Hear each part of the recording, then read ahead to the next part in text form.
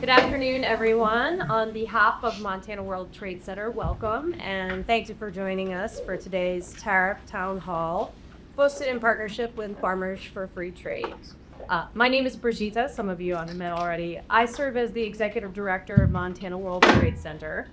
And for those of you who don't know, this trade center is a member of the World Trade Centers Association. There are about 300 of them in 100 countries around the globe. And this one happens to be housed right here at the University of Montana. And from this beautiful building and this beautiful university, we do serve the entire state. Our mission is to help grow Montana's international trade and investment portfolio. And as part of our work, we bridge a gap between Montana businesses and the global marketplace, equipping our companies with the tools and the knowledge and the workforce and the connections they need to succeed abroad. We believe that for trade policy to be truly effective, it must reflect the voices and the realities of those most directly impacted. And that's why we're proud to host forums like this, because they elevate the firsthand perspectives of producers and manufacturers and exporters who live the consequences of shifting trade policy every day. Our thanks to Farmers for Free Trade for partnering with us on this event and for their tireless work to ensure that rural and agricultural voices remain part of the national trade conversation. Now it's my pleasure to introduce someone whose leadership has long shaped that conversation. As Montana's longest serving U.S. Senator and former U.S. Ambassador to China, Ambassador Max Baucus has been a driving force behind major trade legislation and international engagement. And he understands how trade policy connects to people's lives right here in Montana and around the world. And we're honored to have his insights to help us up in today's fora. Ambassador Baucus, first come.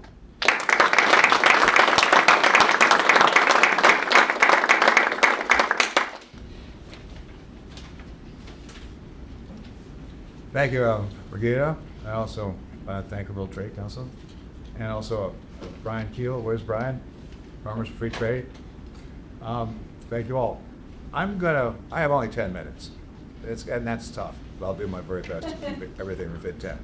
I'm not going to cite a lot of statistics that affect Montana trade. A bunch of experts up here, they know that they're than I do anyway. So we'll listen to them, and I think it's a better use of everybody's time. I just want to make a few quick points. Number one, trade, world trade, is becoming more and more crucial each succeeding year. Last year, trade on about $33 trillion worldwide, $33 trillion, and it's growing about 2 or 3% above the previous year.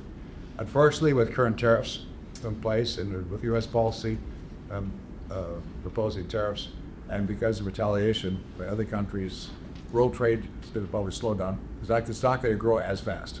It's going to slow down, maybe even slow down, but it's not going to grow as fast because of what's the current policy. I mentioned 33 trillion. That's world trade. It's kind of ironic because our GDP, U.S. GDP, is about the same, about 29 trillion. So we're close to 33. Because we're 29, closer to 33. It shows how involved we are in world trade. We're the big enchilada. Trade is becoming much, much more competitive. Countries are doing deals. They're getting out. They're taking care of themselves. Everybody likes to cover themselves. Countries help themselves. Countries work for their own self-interest. We have to also be much more aggressive than we've been. The United States has about 11 FTAs existing today, in fact 20 countries. Worldwide, you look at the great trade agreements of other countries, there are 375. 375 trade agreements among other countries around the world. One that comes to mind to me is Australia. Australia is extremely aggressive in doing deals. When I lived in China, the Chinese wine to the Australian wine was a fraction of what it is other parts of we got the American wine. Australian beef was a fraction of American beef, and Australia works really hard, and other countries do as well. The EU also is extremely active. The EU has 46 trade agreements. Again, we have only about 11. The big enchilada here is China. Now, there's not all agreements, but you know about the China Belt and Road Initiative. China, that totals about $1.3 trillion since 2013. China is invested and is traded, including some investment, $1.3 trillion in the countries in which they work. Same time, we're withdrawing. China's expanding, we're withdrawing. That is not a good place to be, the United States. So the real question is what we're going to do about that. We got a couple of thoughts about that a little bit later. When we're aggressive, though, obviously you got to show up. 80% of life is show mel. You got to be there. You got to go there. You can't just talk about it. You can't just think about it. You can't just intellectualize about it. You got to go, be there. It's action. It speaks louder than words. A couple examples. I led a trade team to Cuba, 2003, another 2008. Maybe some of you might have been on that trip. Showed up to sell legumes. This guy Alvarez, the agriculture guy, said, "Sure, we'll sign a contract right here." Our guys weren't ready, but they were ready. They wanted about $10 million worth. In fact, we later did sign a deal. It's tough with Cuba because of financial restrictions, uncertainties. You got cash versus letters of credit, but still you worked out details. Took another group, Montana Cattlemen. Both times we saw Castro. When you go to Cuba, you see Castro, you spend about 8-10 hours having dinner with Fidel Castro. It's quite a deal. And it's amazing. The guy is an encyclopedia. He knows so much about some of these subjects. But this second trip is Montana Cattlemen, and we're selling straws of semen. And we talked to Fidel, sit across the table. He asked our ranchers, "Well, how many sperm in your straws?" And they didn't know. He did. With each breed, he knew exactly how soup count in each straw. He was very aggressive, but you got to be prepared. You got to go. A small example, I was in Japan, not so small. Years ago, Tariff, Montana, the trade delegation, met with a large Japanese company, Missoula, and looked up and he says, "Well, does Montana have any airports?" I said, "Well, sure, Montana has airports." And he said, "Well, Governor Alexander is here all the time." That's Governor Alexander of Tennessee, and that is clearly why. Tennessee has so many Honda plants, so many Japanese factories, because Governor Alexander is there all the time. And it's consistency that counts. It's not just one-off. You got over and over and over again, and finally develop relationships, develop the trust, and you got to get it put together. Also, once I tried to sell beef in Japan, I learned the Japanese word for delicious is uichi, and in front of Japanese cameras kept saying uichi for promoting Montana beef. They want to do a side deal with me. Okay, finally I said, "Okay, Max, we'll just do Montana beef, but not American beef." And I felt, that's got to get in trouble doing that. It's not going to sit too well. It's unfortunate. Anyway, these tariffs, or the United States is proposing now, are terrible. They're pernicious. I cannot think of a policy that is more backward. Don't forget, our country relied on tariffs. At the beginning of our country back in the Civil War, we had somebody on our reps, and then Abraham Lincoln realized, hey, you got to finance this war, Civil War. You can't rely on tariffs. That's kind of unpredictable. And tried to pass income tax legislation. It was part of the Constitution. Finally, got the 16th Amendment. So years later, it went until 1909 that we finally passed a corporate income tax. But it's ironic today that it's our current president was relying more on tariffs than previous presidents. Relying on tariffs in part for many reasons. One is to help put the bill for his big beautiful bill. That's about $2.7 trillion deficit over 10 years. Now all the tariffs are enacted. That's going to be a significant increase in tariff revenue. But guess who's paying for it? All of us. That's not debt. That's a tax consumers pay. And I don't think many consumers really realize all that. What is it? It hurts consumption. It costs money. Tariffs can fight retaliation. We all know that's happened. We imposed a 145%. China, I think, came out back 135. All this back and forth and back and forth creates uncertainty. It's just chaos, and we look foolish. America looks foolish with all this tariff policy, running around back and forth, abrogating contracts, abrogating trade deals. Mexico, you name the country, the trade deal has been abrogated. It's just nuts. and other countries. But I find when I travel overseas, people have, Max, what's happening in America? Even Chinese people, middle class people, they know what's going on. They have access to everything.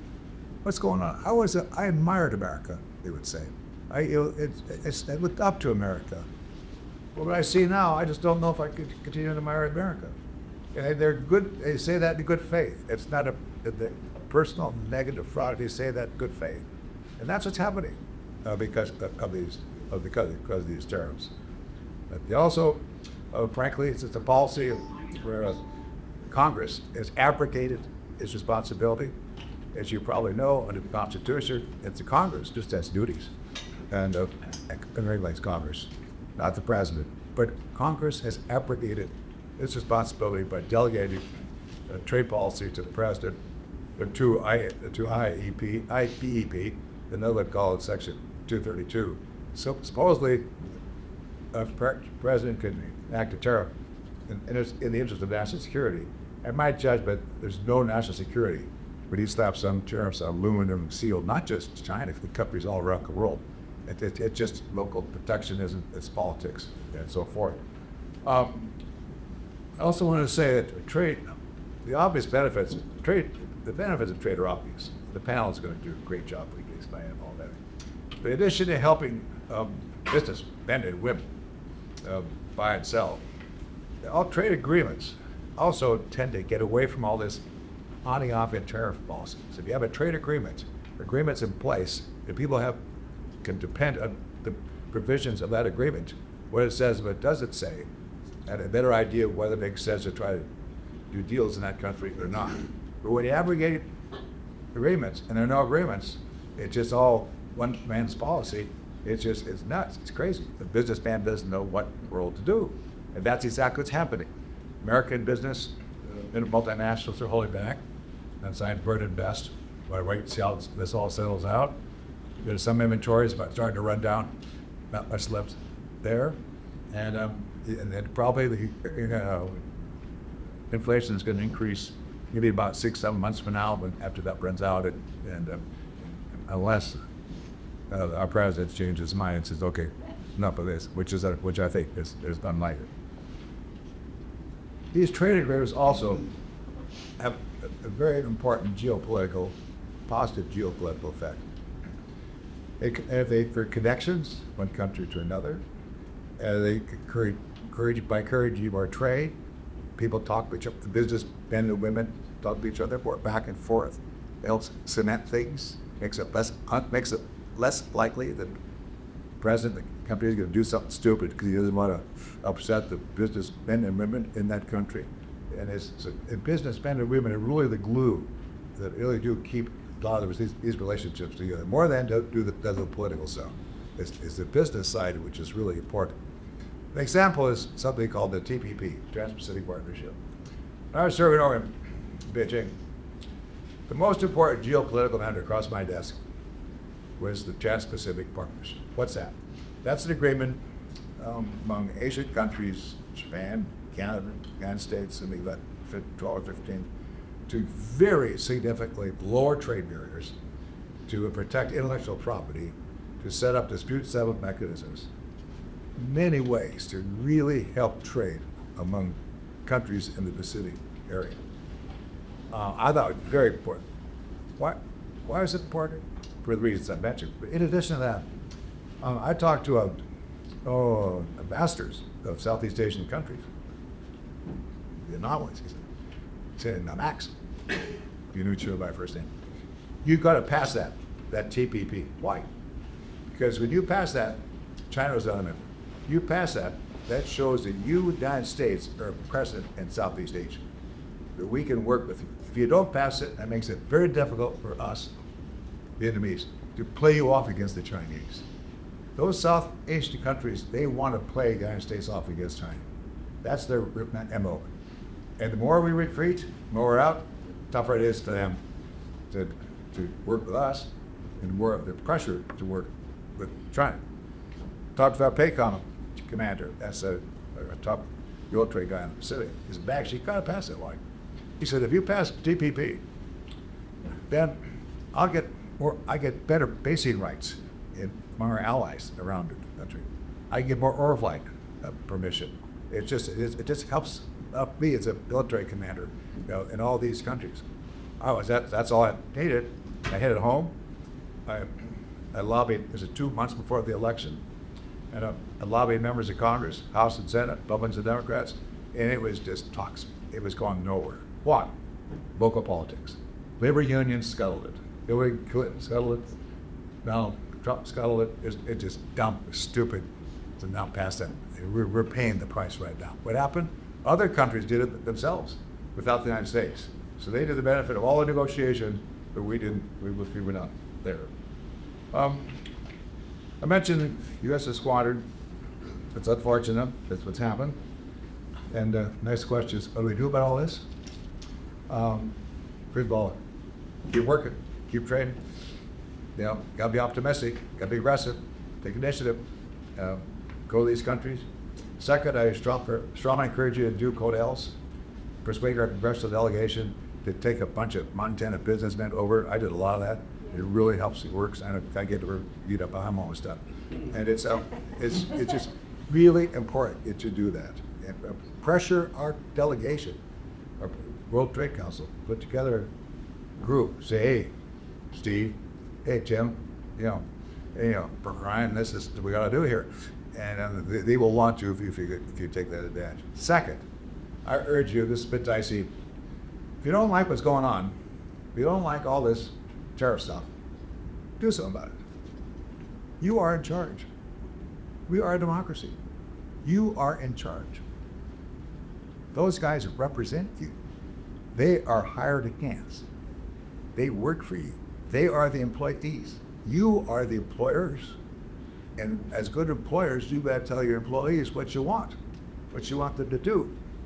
And the more people sit in their hands, sit in their thumbs, just talking, average complaint, when stuff gets done. On the other hand, more say, hey, let's do something about this. It'll make a difference. And you know what? They all want to get reelected. They all want to get reelected. And so it's important for them to hear from you. And their way to do it, no phone calls, okay. But it's trade's great, trade's important. It's even more important. But the current America First tariff stuff is put backwards. And it's up to us to figure out how to turn that around to go forward. Thank you.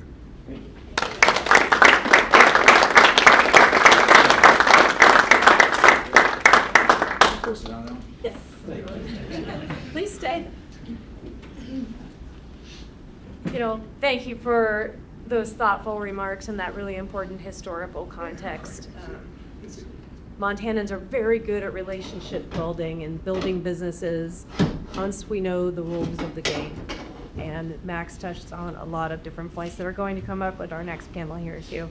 And Max, I do want to thank you for continuing to be a powerful advocate for balanced and mutually beneficial trade. So to build on the foundation that Max laid out there, now we're going to have a panel of individuals, and I'll invite the panelists up, who can speak directly to how current tariff policies are affecting their industries and communities. Come on up, panelists. It's time to take your seats. These are leaders who understand what it takes to produce, to export, and to compete in the global marketplace. And they know how uncertainty in trade policy can disrupt real-world operations. So our moderator for this conversation is Brian, right here, with Farmers for Free Trade, an organization that has consistently championed the interests of American producers and exporters across the U.S. Please join me in welcoming our panel.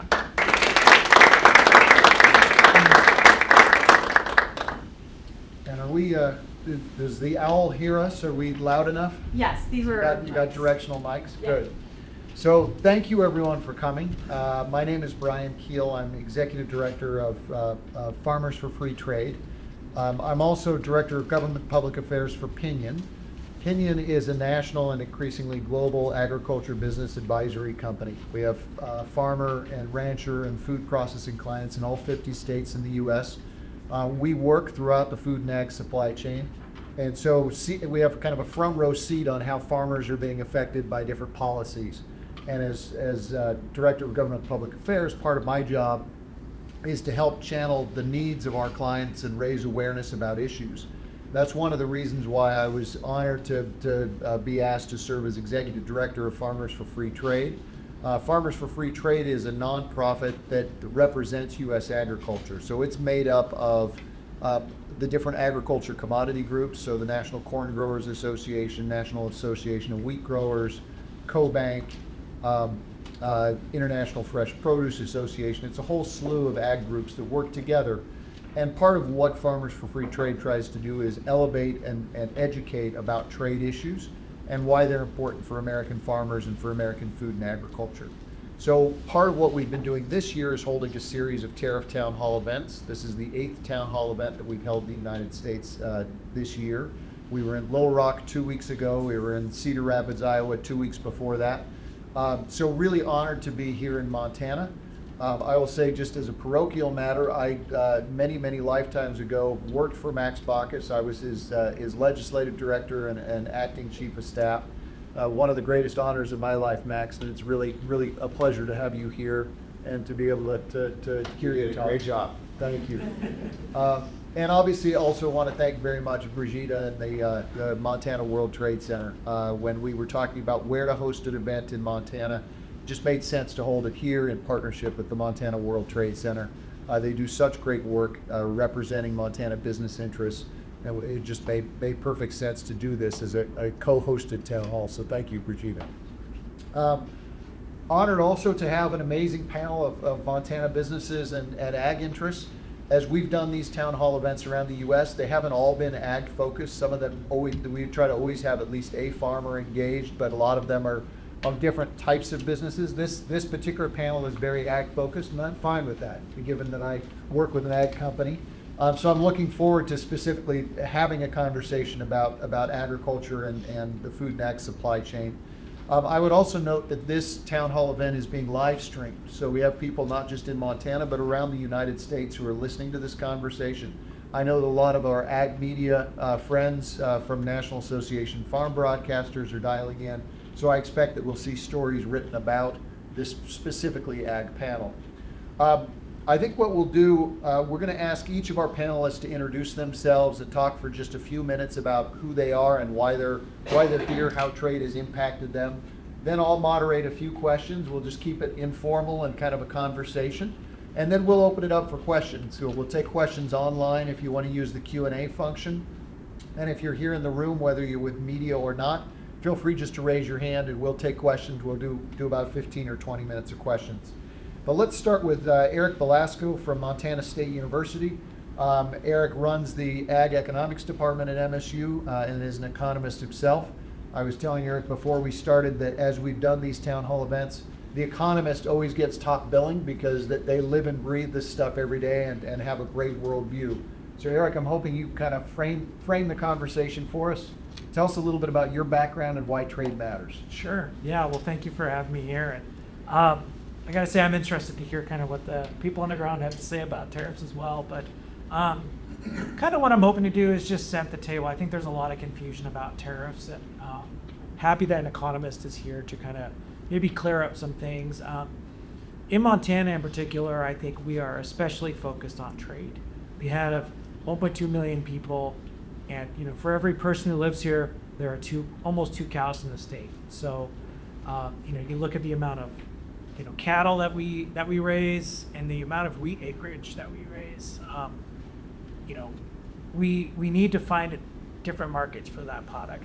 But then there's also a lot of stuff we can't grow here, right? So coffee, avocados are just things that we're just not going to grow here in Montana. And so trade relationships are certainly important to the U.S., but in particular for Montana. And these products that we grow here, they find their way all over the world. Ambassador Baucus was talking about, in the Asia Pacific region, a lot of our wheat ends up out there. A lot of what we grow, gets on trains and heads to the Pacific Northwest and heads out that way. And that's really the viability of those farm communities, is having those export markets. Peas and lentils, finding their ways, a growing market in Montana, finding its way across the world to India and other places. Beef was another one that was mentioned. In China, we took a trip to China, and Ambassador Baucus was there to meet with our students before we left, kind of give them a little insight. And our students were shocked that when we got there, all the beef on the shelf, it was all Australian beef. So the idea that this is a very competitive global landscape, I think, is exactly true. If we're not, willing to trade with some of these other countries, there are other countries that will. So, beef in China is one area where I can see a lot of potential growth for Montana and the U.S.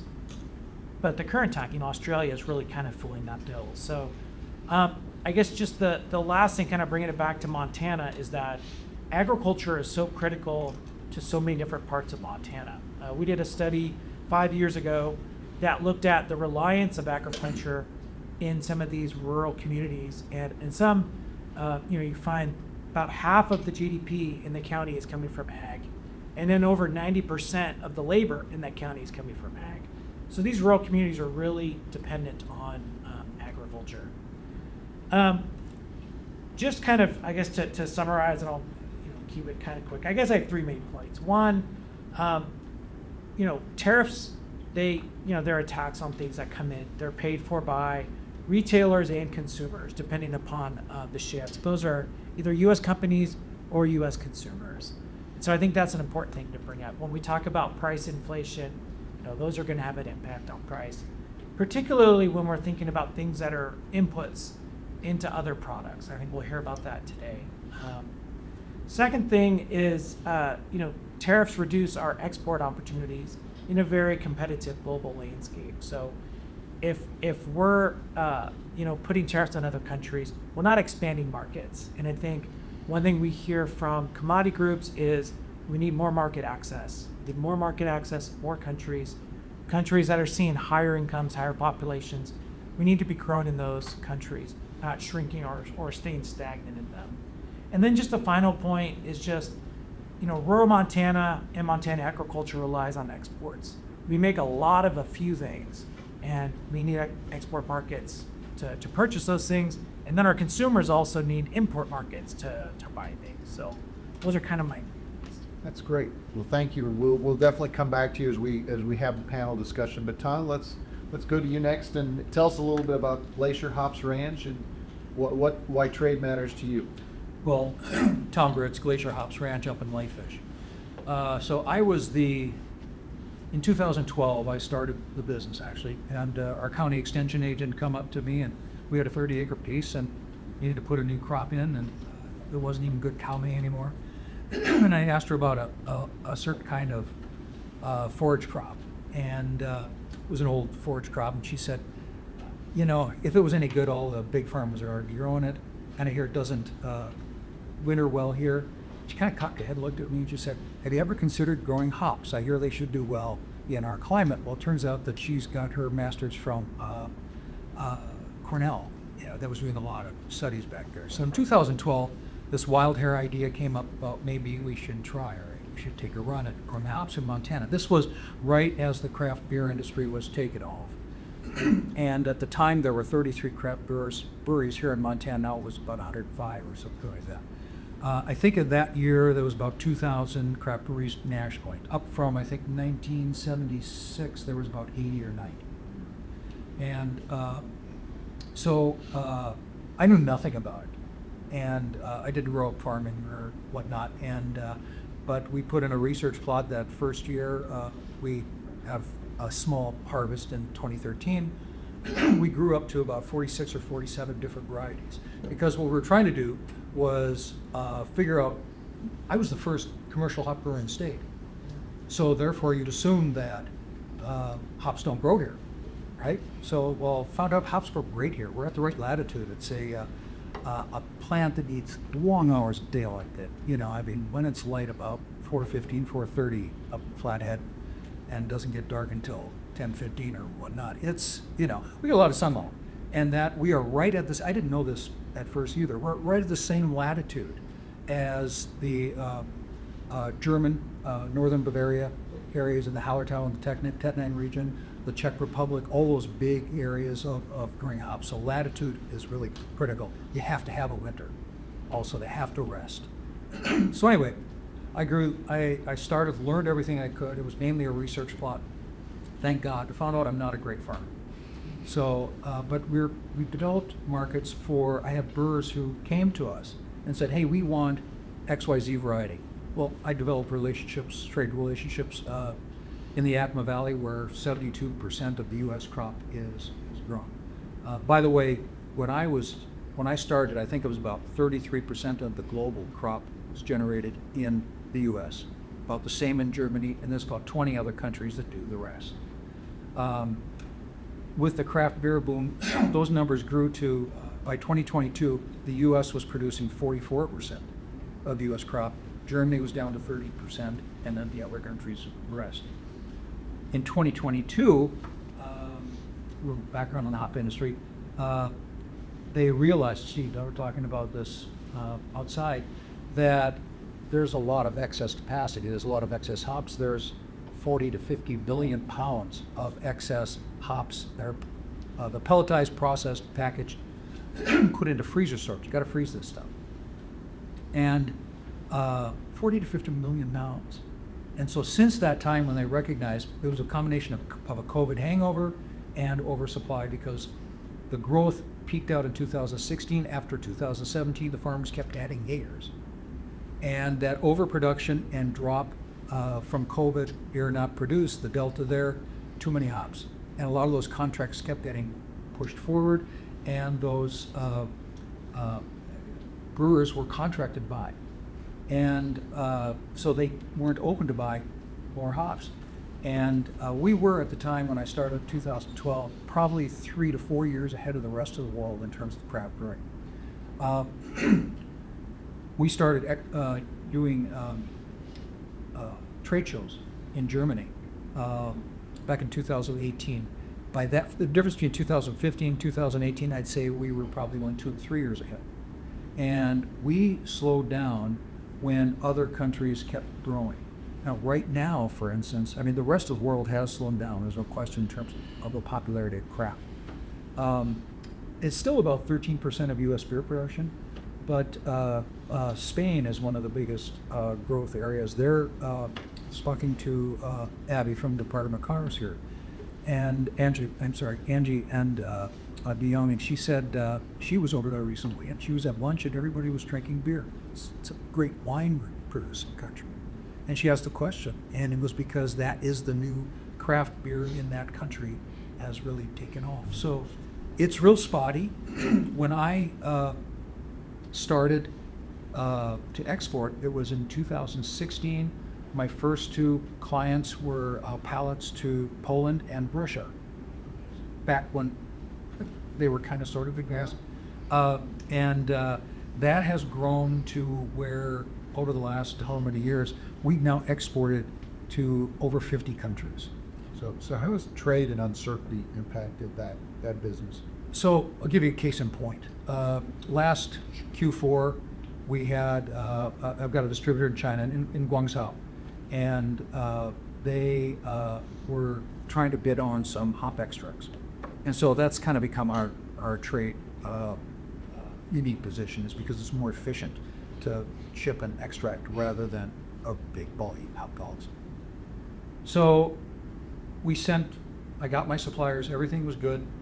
We won the bid in February. We were getting ready to finalize everything. All the invoices were done, all the purchase agreements were done.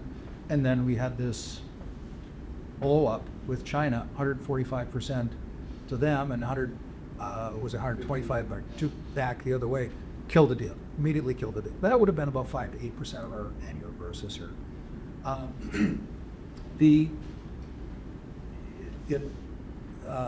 Cooler heads prevailed for a bit, and so it came back on, but instead of efficiently shipping it, I mean, several tons, instead of efficiently shipping it by sea, they said we got to air freight. So I'm about halfway through it right now, but they're panicked that it's going to go flip the other direction. They don't know what to do. They're panicking. I'm texting them right now. Another situation is in the EU. My customer from Poland, that first one, he's still a very, very good distributor for me. And funny, Max, you said, what's wrong with America? That's exactly what he's been asking. is what's going on. It used to be so stable, and we can't figure out. So, so he has got a pulse on the EU for us, on Central EU for us, and keeping an eye on what's happening. He doesn't know how to plan. Got another situation. We've got a very good distributor in Brazil. Between Brazil and Poland, they're my two biggest markets. And with what was announced last week, with the political tariff, I call it, makes no sense. And we actually have a trade surplus with Brazil. Brazil is a convoluted place to export to. As my friend down there has told me, Brazil is not for amateurs. But that could blow us up. So I mean, most of our revenue is from exports. So I think really interesting segue over to BAM to talk about whey, because you talked about rapid growth in hops, the whey industry. Like, it used to be a waste product, right? Talk to us a little bit about your business and how international trade affects you. Yeah, thanks. I'm Dan Finch from the Milky Way.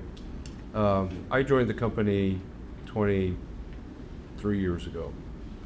And we're a little more unique, I think, in this instance, where we are a dairy ingredient supplier. So we supply wholesale ingredients to primarily food manufacturers, also animal feed, pet supplements, and things like this. You're right. You make a good point. Whey, the byproduct of making cheese, is now very much in desire because of its high protein value. Right, we can easily digest it. And certainly through ebbs and flows in the dairy industry, because it is a commodity, one never knows where the price is going to go. With the jump in use in Ozempic and things, people are looking for an easily consumable, highly efficient protein source, and whey protein is one of them, right? So we are slightly different, but it gives us a unique perspective because we import functional ingredients from Europe and Israel, and on the same time, we take additional dairy ingredients and we export them all over the world. So as I grew in the business and participated in some of the trade missions with Max, it's very, very true. For us to gain access, our primary competitors are New Zealand, Australia, and the European Union. So TPP, which we worked on, would have been fantastic for us. We lost those opportunities because of what Australia and New Zealand were able to get. What we are seeing now, very real instances, our exports of dairy going into China have killed our domestic market, primarily for the animal feed ingredients. China needs this product to feed the pigs, but not at 150%, right? And so what they've done is they've said, fine, even though we need it, we're going to retaliatory tariffs, and the only option we have as the U.S. is to lower our prices. We have no other choice.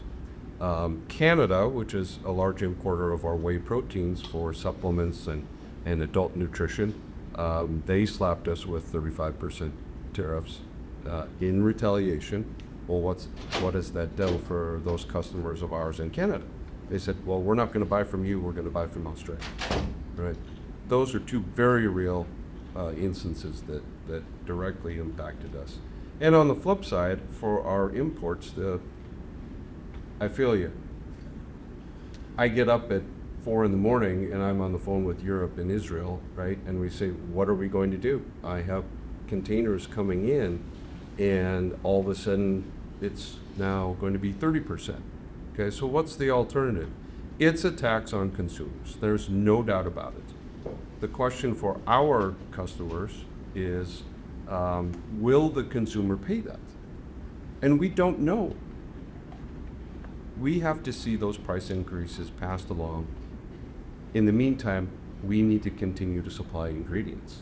One of our primary pet supplement customers recently has signed an agreement with Walmart to start having their product in Walmart as of October. And they say, we have to sign a year contract with Walmart. What's your price going to be? Right? The unknown kills everything. And the best we can do is say, as of today, this is your price, with 10 very large asterisks. Because I'm not in the business where I can absorb those kind of comments, right? So uncertainty and trying to develop those long-term relationships are just frankly a challenge.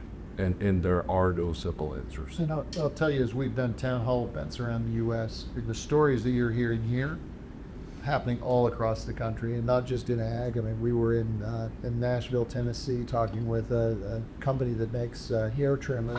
Same thing. They're like, we have to lock in our contracts with big box stores for a year. We don't know how to price because we don't know how much our inputs are going to cost. Steve, let's go to you for kind of the bigger picture. I mean, commodities, wheat in particular, big export market. What percentage of U.S. wheat or Montana wheat is exported? So 50% of U.S. wheat is exported, 70% of Montana wheat is there. And how does it get out of the country? I can speak to Montana wheat. Montana wheat gets on a rail car and goes to either Portland or Longview on the Columbia River, gets loaded on a freighter and heads across the Pacific generally. There is some wheat exported to Mexico as well. So that's all on rail. And actually a lot of Canadian wheat goes right through the country, it goes to Mexico. And how have tariffs and the uncertainty this year affected Montana wheat farmers? Well, the most immediate example that I have is related to fertilizer. So in Montana, as you can imagine, 1.2 million people, we don't have a fertilizer plant. So we import into the state all the fertilizer that we use. A little bit of it comes from Idaho, but most of it comes from Saskatchewan, excuse me. When the tariffs were announced back in the spring, the price of fertilizer was $480 a ton for urea, 4600. And when the tariffs were announced, the very next day, the price for urea was $590 a ton, and that's all from domestic U.S. suppliers. So the U.S. internally raised their prices up to just short of the tariff amount, even though it had not been implemented yet. They raised their prices to farmers that day. That kind of threw a wrench in the works for the Canadian suppliers. They quit exporting anything to the U.S. because they didn't know how to collect a tariff or how that impact was going to hit them. So they shut off all exports at that point, right at the beginning of the season where we need to start applying it to our crops. When they announced the delay of the tariffs, say, oh, didn't need it.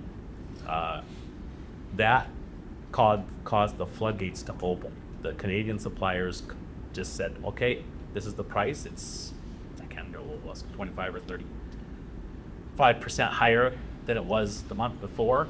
You can have all you want. So there was a 10-hour line for trucks to be getting filled up with the plant in Saskatchewan. Plants.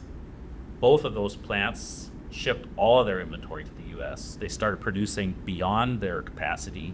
They have since both broken down. So now the local price in Montana for urea is $750 a ton. So it's gone up 50%, and tariffs have not been implemented to my knowledge. This is all on uncertainty around threats of tariffs. Fertilizer is our largest cost in the wheat industry by far. So just looked back at my cost of production for the 2024 year. Fertilizer cost me $183 a bushel. And my total cost of production was $589. So roughly 20% of the total cost of my input costs are in fertilizer. So a 50% cost in my fertilizer bill is taking me, will absolutely take her out of the range of profitability, certainly at these commodity prices. So we haven't seen, last year was not a great year for exports either. So we haven't seen a ton of direct effects in terms of reduced exports.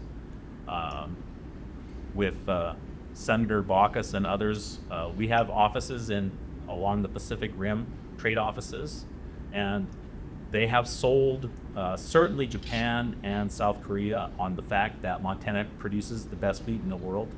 and they are actually willing to buy Montana wheat at pretty much in price. So even though we had a very strong dollar, we're not exporting it to anywhere else. We were having exports from Montana to the Pacific Rim. And I just went back and checked my price last harvest to EGT, which is a Japanese company that exports out of Longview. My price last year was $4.92. This year it's $4.52. So it's down 50 cents. That in the wheat world, that's doing business. It's hard to say that that's really been an impact or has been an impact yet. So I'm not sure where that dust is going to settle on. So Steve, we kind of skipped over your intro. Where do you farm? So I'm Steve Sheffels. I farm our family farm just northeast of Great Falls, and I'm the current vice president of the Montana Grain Growers Association. Well, thank you for being here. We'll very much appreciate it. And I mentioned in the lead-in that National Association of Wheat Growers is a member of Farmers for Free Trade. And with stories that you're telling, we definitely hear from a lot of states the same kind of challenges. 20% of U.S. farm revenue comes from exports, obviously much higher for wheat growers in a place like Montana, but on average, $1 out of 5 in a farmer's pocket is coming from exports. So if you lose exports, you'll lose your markets. And when you think about farmers, they're getting squeezed because input costs go up. The farmer has to eat that input cost. They don't get it to determine the price of the urea that they're buying. And on the flip side of the coin, they're not determining the price that they're getting for their exports or for their commodity sales. So farmers really get squeezed on both ends. And that's why when you have a trade war like we had in 2018, farm bankruptcies go up, the number of farmers getting out of farming go up, consolidation increases, and real human impact. I mean, both for farm families who are losing their livelihood, and then for rural communities that depend on farm jobs and farm dollars to support the rural community, to support the school, the Little League team, the church. It just ripples through rural America. So these are really real impacts. I think it's important to keep that in mind and not think about this just sort of academically. I'd like to go back to the uncertainty issue because I think it's a really fascinating topic, and I'd like to hear from the two of you in terms of business owners. When you think about hops, I mean, a business needs certainty, I assume, to grow and to make investments. How has uncertainty affected your business decisions? Well, I'm going to go back to what causes the uncertainty or an impact, a factor related to it, and that's the sales cycle. So it takes a long time, years sometimes, to develop these relationships with potential buyers. Whether we don't sell it to a country, we sell it to a distributor who's got boots on the ground there. So some of the relationships, that customer in China, I got them as a customer since 2018. But as I help them with things, the uncertainty now, they don't know what to do. So because they don't know what to do, I don't know what to do. I used to contract with farmers for X amount of tons and pellets a year. I haven't done that in 2 years because across the industry, there are millions and millions of pounds of excess hops that are getting molded by the year. And I know of pretty much most everybody, big and small, they're selling whatever they bought 2, 3, 4 years, 5 years ago at below production goals. So they're just trying to clean out storage to cut costs. But the uncertainty really says, I've got to look elsewhere. I've got to get into a different angle of the business. We've looked seriously, and we picked up customers in the nutraceutical and dietary supplement space. So uncertainty prevents investment, and it prevents planning, and it just makes it. You're just looking into a crystal ball to try and guess. Yeah, how about in the whey industry and with Milky Way in particular? How has uncertainty affected business decisions? Yeah, it's fairly similar, right? And all of us that live in the commodity world, what we do know is that you are going to have your hops, your wheat, your milk, right? It's very difficult for us to just turn the cows off. We can cull them, but ultimately that will cost us on down the line. So the way that we hedge that is we work with our vendors and our customers, and we lock in volume that they know will be consumed. There's the problem. we don't know what will be consumed now, right? And again, I will go back to the point where if you are trying to set a price with a retailer and you don't know your inputs, then you're not going to sign that contract. So there is now only very short term. We have never relied on just in time, but that's what we're forced to be pushed into, at least in the short term, right? Where it's just in time because no one knows from day to day what they're going to need, and consequently, well, it's pretty tricky. And Eric, I'm going to put you on the spot. When you think about it from an economist perspective, you think about Montana as a whole.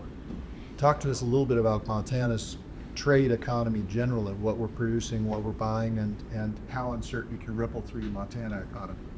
Yeah, well, a lot of the selling to the Asia Pacific, those are difficult relationships to establish. We kind of heard that a little bit here.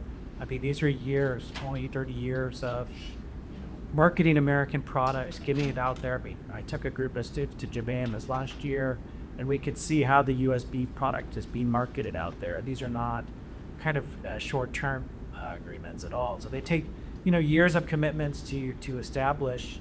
And yeah, one of the things we do here is U.S. is a consistent partner. We can reliably deliver commodities all over the world. And so when we become an inconsistent, that if you're running a business, you're going to look elsewhere. So I think that uncertainty kind of puts us at a bit of a disadvantage. So let's, should we turn to some questions? I don't know if we have any online or in the room, and I can certainly ask more questions, but I want to give people a chance if there are folks who'd like to chime in. We can go to in the room. I don't know if we have online yet. Okay. We have a couple. Okay, any questions in the room that folks want to ask while you've got this panel? Put you all on the spot? Yes? Mr. Baucus mentioned speaking with congressional delegates, speaking with representatives. I'm curious, have any of you had conversations with our legislators, state or national? Well,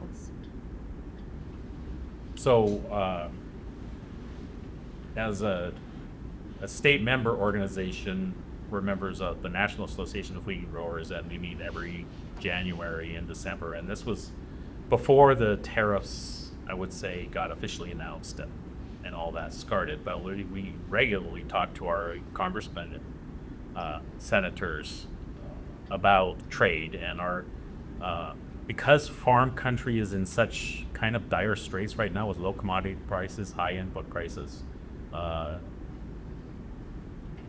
The farms in the U.S. are in trouble, and there are aid packages coming out from with farm aid. It's usually a year too late, as my current president Clayton would say, that it's great news to have at the auction, but it doesn't really help very much. So we have talked about that with all of our congressmen, and kind of our tagline for all that is trade, not aid. The trade, well, we could sell our commodities at a reasonable price, or we can make a living, is way better than waiting for a check from the government.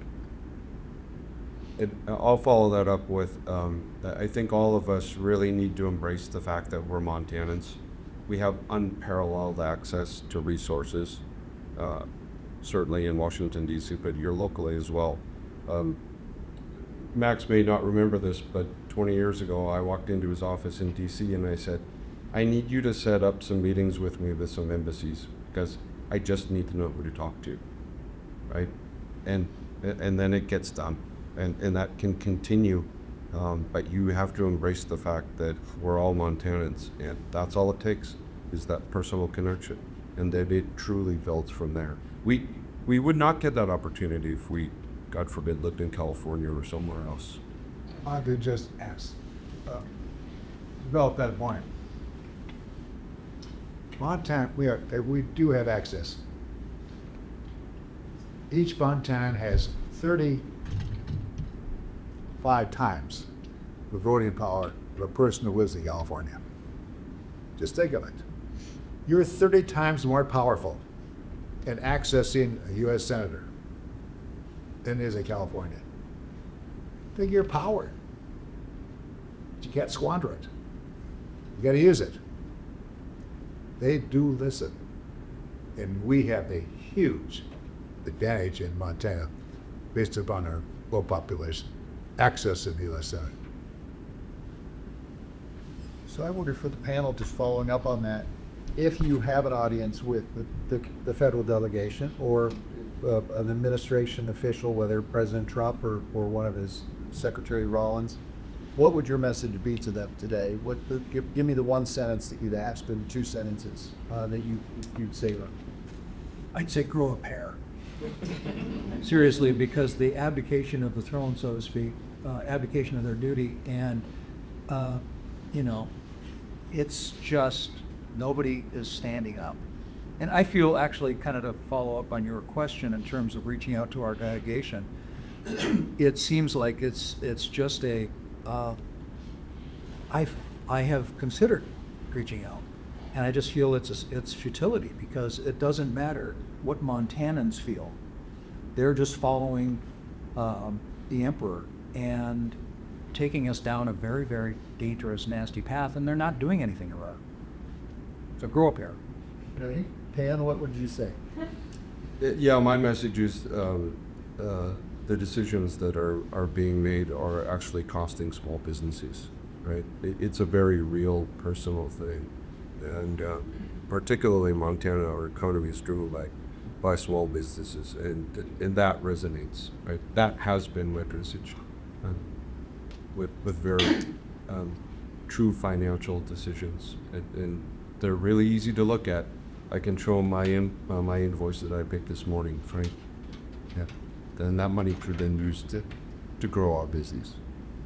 Steve, you said trade, not aid. What else would you say? Anything else? Well, actually, when we last met with Senator Daines, I haven't met with Senator Sheehy but the once, so I wasn't ready to say this to him.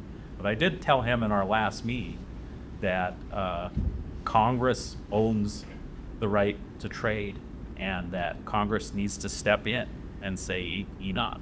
I mean, this is hurting all of us, and it's not the president's job, it's their job.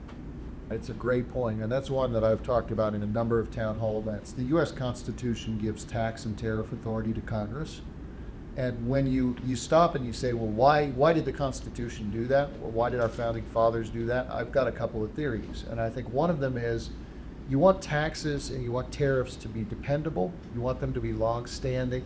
You don't want them to be whimsy or on again, off again. We've heard about the impacts of uncertainty. So if Congress acts on a tariff or acts on a tax, there's a debate in the committee.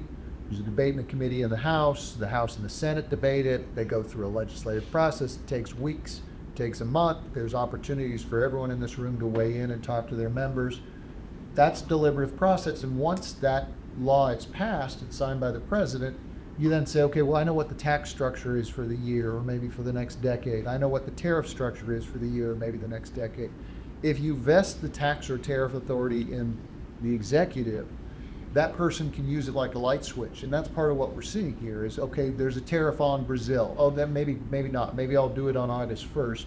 It just creates this uncertainty, and it also creates opportunities for corruption. That if you look around the world, countries that have tariff authority in the hands of the executive tend to be more corrupt because they can trade that deal. They can say, okay, I'll lower your tariffs if you give me something. Now, I'm not suggesting this president is doing anything corrupt, but what I'm suggesting is I think that's the reason the founding fathers said this is Congress's authority. This is something we want Congress to do. And so I think it's important when we consider these issues that we step back and say, this is not the way the system's supposed to be operated. The president's not supposed to be sitting there declaring tariffs on countries around the world. He has authority delegated to him by Congress in very specific cases, like a national emergency or national security. But this, I think, clearly is going well beyond what the original framers intended. So thank you for raising that point. Erick, you have an opportunity to sit down with a congressional delegation or someone in the administration from an economist perspective.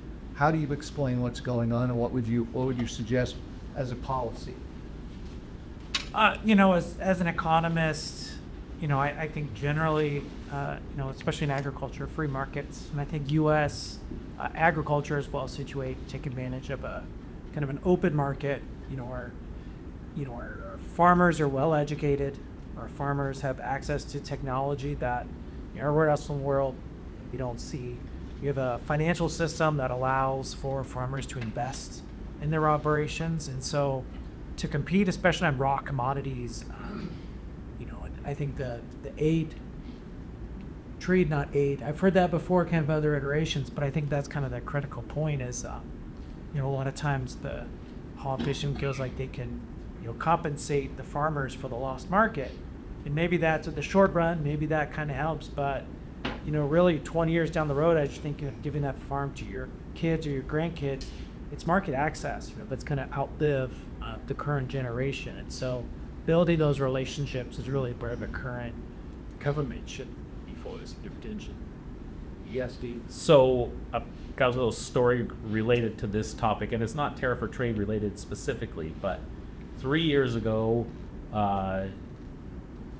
we in Montana had a terrible barley crop. It was maybe right around 50% of normal. And we had, for a long time, had a great market in Mexico. And so Mexico, as a matter of course, bought pretty much all their barley from the U.S. and Canada. And because we had a bad crop, Canada had a bad crop, they had to import barley from the EU. And now they know how to do that. They didn't know how to do that before. They didn't know how the financial part of it. They just came to us. Once you lose that market or teach people how to trade with others, it never comes back like it was. So it's a permanent change, and one aid check is not going to make a difference in the long run to that issue. And we've certainly seen that in the context of Brazil, an ascendancy for corn and soybeans following 2017-2018 trade war with China. China is our largest purchaser of soybeans, about 15 billion a year in soybean purchases. When we had the trade war with China, Brazil became a sediment. They started plowing a lot more acres. They started planting a lot more soybeans. China started investing in their infrastructure for exports. And as a result, Brazil's market share of the Chinese market has grown. The U.S. market share for soybeans has shrunk. So long-term impacts, exactly what you're saying. Other questions from the audience? Yes, ma'am. Hi, I'm Dina Mansour with the Mansfield Center, and we provide civic education for university and K through 12. And we're here at a university for this conversation. And you've talked about the Constitution and the founders and free market economies. What do you think youth today need to know about the foundations of our government and these issues of free market economies? Great question. I love it. Who wants to take it on first? I can start, I guess, for a little bit. You're from economics club, yeah, or? right. I think, as far as, the advantages to free markets, obviously there are some assumptions that we make that free markets can kind of cause the ideal outcomes. That sometimes that could result in some regulation, but overall, as long as we kind of control those market failures, allowing the market to sort of function, particularly in free trade, where we can see, a country where maybe wages are lower, or maybe the labor-intensive industries ought to be there, and in a place like the U.S., where maybe with better access to capital, or capital-intensive industries are there, and just the benefits that kind of flow. That doesn't mean that everybody in those countries is going to be, better off under that situation. But I think overall, when we think about trade, the benefits are present. So I think that's I guess I would share with the students here. What did you all say? So I'm going to act like I'm not a politician, I'm a farmer. I'm on the panel as a farmer, right? I'm going to not answer your question by saying students and K through 12 children in the U.S. need to know where their food comes from. A lot of these issues our senators and congressmen don't know where their food comes from. And most people don't understand what we farmers do and the issues that we have to face to produce the lube that we do. And I think if more people understood that, people would be less excited about tariffs and trade wars, and understand that food security is national security, and that every country in the world works to make sure that they have a secure food supply, and we are doing damage to ours right now. So. And I think picking up on that, if you look at NAFTA was adopted in 1994. U.S. consumption of fruits and vegetables has soared since NAFTA became law. And why? Because suddenly we had access to a dependable market for a lot of the products that we otherwise can't get. Until 1994, there were no imported avocados in the United States.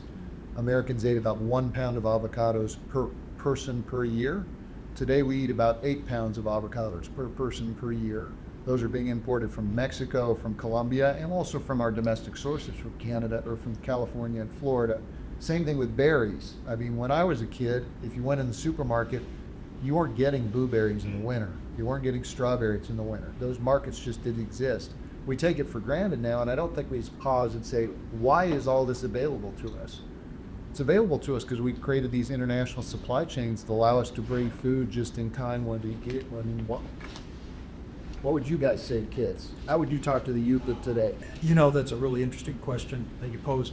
I don't know that I have an answer, but I have concerns. Right now, it's a battle for mind. It's social media and the rise of acceptable falsehoods it's terrifying, because there's no controls whether it's somebody on a conspiracy mission, or a politician, or another country that's creating artificial intelligence, ghosting or spoofing voiceovers of somebody who didn't say anything. And I don't know that I've got a realistic message for the kids, but I would say there's a couple things that probably need to be taught besides, where does your food come from, is how to tell the truth, how to know what the truth is, and how to know. The other part is that, at least in this country, and whether it's a primer in grade school and a repeat through high school and college, is basic civics on our Constitution. There's so many people that, Congress has the power of the purse granted by the Constitution. Well, I didn't know that, or whatever. I mean, I don't know is not an acceptable answer. What would you say? Steve really hit the nail on the head on knowing where it comes from, but in a more broad suggestion to younger people is relationships matter, right? And you can concoct that however you wish, whether it's your friends, whether it's your colleagues, right? But in this instance, right, by developing relationships, and when you tell the truth and you act according to how you believe, you get some grace. These relationships, people allow grace because, particularly internationally, when we're putting deals together, these are people who understand that there's a lot of things that are not under our control, right? And so you live up to your end of the deal, and if something happens in the middle, 9 times out of 10 or more, you're going to find a middle ground in order to solve that, right? I grew up in Butte, where if you go to the bar and you buy a beer and you get a buyback, right? That's what international trade is when you develop those relationships, right? Your partner is going to give you under your back when that happens. What? Yeah. Time for one more question, do you think? You have it. We're both more. Sure, if it's a good question. I don't see it, so I don't know what the question is. So, we have 3 minutes left, so we can field one more. Let's go to Cliff. I work a small ag research company here in Missoula, and so I get all the bulletins from the USDA, and every day Secretary Rollins has some wonderful thing she's talking about doing, trade, promoting trade or aid for farmers. and I see all this, but I don't see any tangible result from it.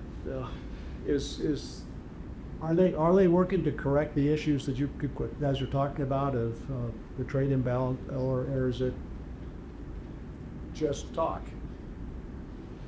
No, I think my answer would be is I don't know, right? It's very difficult because any Band-Aid in the short term, you're not going to see results for years. So these things need to happen regardless of what the current tariff situation is.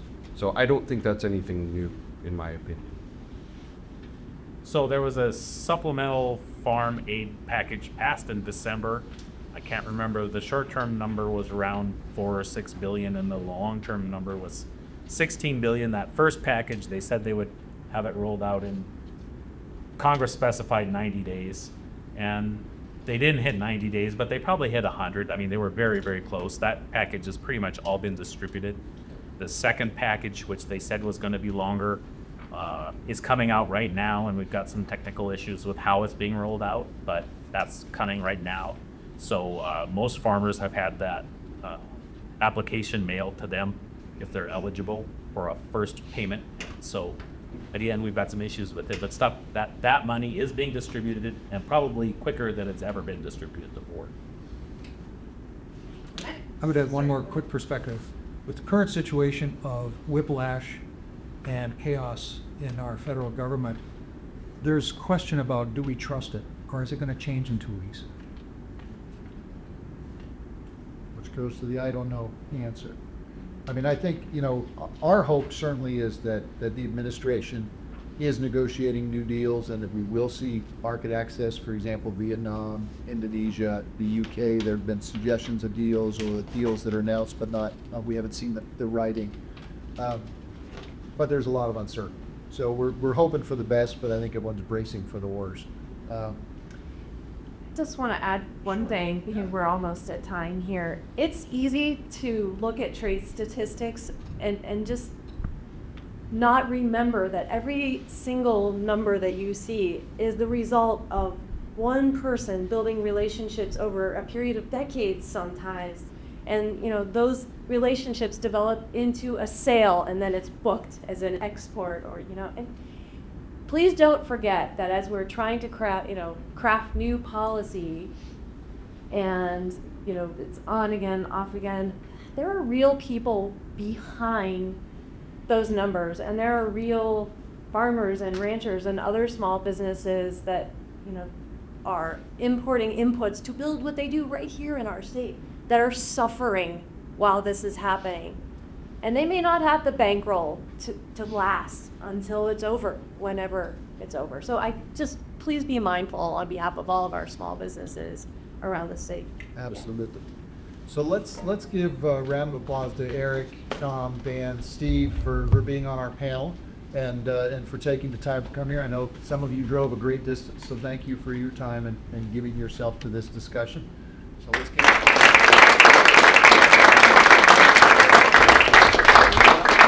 I'd like to say on behalf of Farmers for Free Trade, again, thank you to the Montana World Trade Center. Thank you to Senator/Ambassador Baucus, and thank you for being here and your comments. And Brigitta, would you like to say anything to close us out? No, I think we're good. Thank you so much for attending. It's important to show up. Very much. Great job.